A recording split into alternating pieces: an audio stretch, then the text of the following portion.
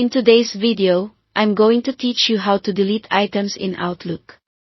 Keeping your inbox tidy makes it easier to find what matters, and Outlook gives you a few straightforward ways to remove emails quickly and safely.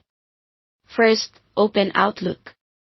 Start by selecting what you want to delete. If it's just one email, click it once to highlight it. To pick several messages that aren't next to each other, hold the Control key on Windows or CMD on a Mac while clicking each email you want. If you need a whole block of emails, click the first one in the range, hold Shift, and then click the last one. Everything in between will be selected. Once your selection is set, press the Delete key on your keyboard. This doesn't erase the mail immediately, it moves it to the Deleted Items folder, which acts like a safety net. As long as messages are there, you can still change your mind later. If you prefer using the mouse, you can also click the delete icon, the little trash can on the Home tab or in the Reading pane.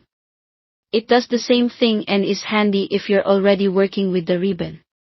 If you're absolutely sure you don't need something and want to skip that safety net, you can permanently remove it right away. With the email selected, press Shift plus Delete.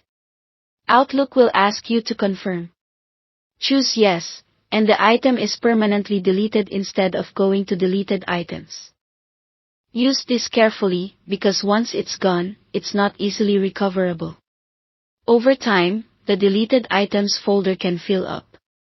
To clear it completely, look to the left side of Outlook in the folder pane, find the Deleted Items folder, and right-click it.